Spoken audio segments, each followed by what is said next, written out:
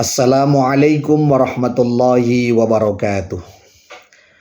Alhamdulillah wa syukru ala ni'amillah wassalatu wassalamu ala rasulillah wa ala alihi wa sahbihi wa mawalah amma ba'd. Selain qashar, keringanan yang diberikan oleh Allah Subhanahu wa taala kepada kita umat Islam tentang salat adalah salat jamak. Jamak artinya menggabungkan dua waktu yang berbeda, yaitu menggabungkan sholat zuhur dengan sholat asar dan menggabungkan sholat maghrib dengan sholat isya. Sholat asar yang dilakukan di waktu zuhur namanya jamak takdim. Sholat zuhur yang ditunaikan di waktu asar namanya jamak takhir. Sholat isya yang ditunaikan di waktu maghrib namanya jamak takdim.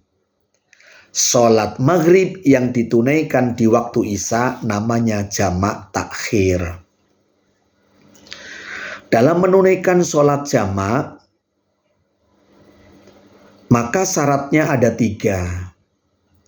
Syaratnya yang pertama adalah kita dalam perjalanan dengan jarak tertentu yang sudah disyariatkan dalam ajaran Islam. Sebagaimana para ulama sesuai dengan hadis, ada yang menyebut salah satu amyal 3 mil atau 5-7 kilometer sesuai dengan kondisi tertentu. Dan masyhur para ulama menyebut 90 km perjalanan. Itu perjalanan yang kita diperkenankan untuk menunaikan sholat jamak. Misalnya kita mau mengadakan perjalanan dari Bekasi menuju Pemalang misalnya. Dari Bekasi menuju Cirebon misalnya. Jauhnya lebih dari 90 km dan perjalanan itu kita tunaikan misalnya pukul 11 berarti belum zuhur, maka niatlah sholat zuhur nanti di waktu asar. Mengapa niat sholat zuhur di waktu asar? Karena dalam perjalanan 1 jam kemudian kita mungkin baru sampai ke Cikarang atau mungkin kita baru sampai ke Cikampek dan kita nggak mungkin berhenti di Cikampek. Maka niatlah sholat zuhur dijamak dengan sholat asar.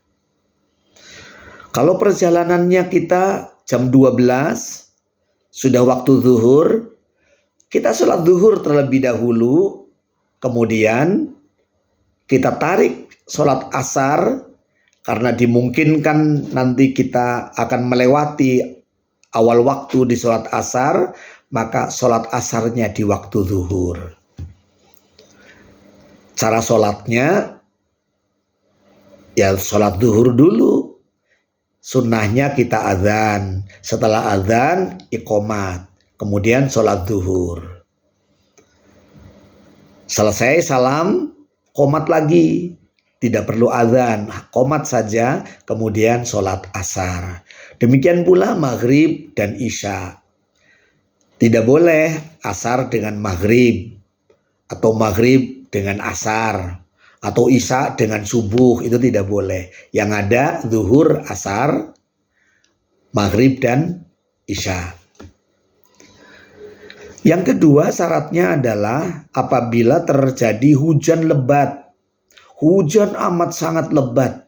Diikuti dengan angin yang bertiup kencang. Petir menggelegar, menakutkan. Maka kita mendapatkan keringanan atau dalam bahasa fikih namanya rukhsah untuk menjamak sholat. Atau yang ketiga, misalnya kita dalam keadaan sakit. Sakit yang luar biasa sakitnya. Kita terbaring di tempat tidur, tidak berdaya. Sholat kan tidak boleh kita tinggalkan. Kita tunaikan sholat zuhur digabung dengan asar sekaligus.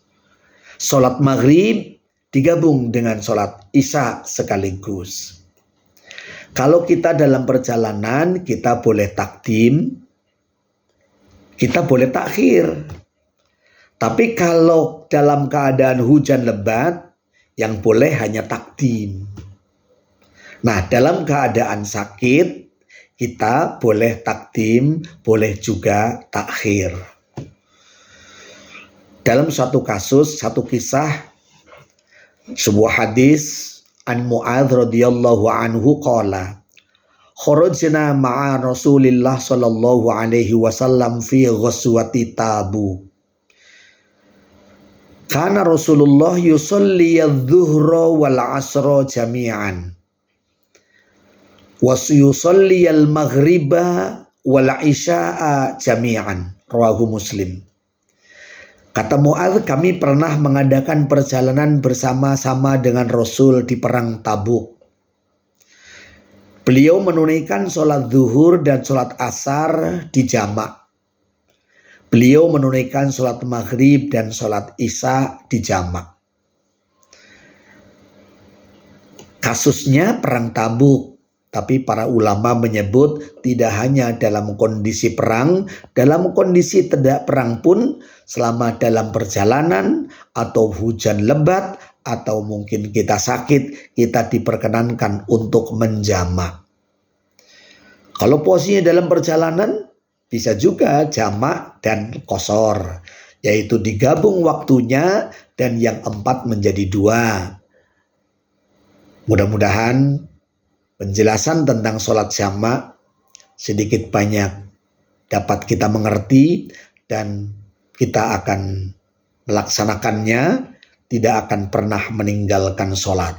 Karena Allah memberikan keringanan kepada kita, yaitu sholat qashar dan sholat jamak. Semoga bermanfaat. Assalamualaikum warahmatullahi wabarakatuh.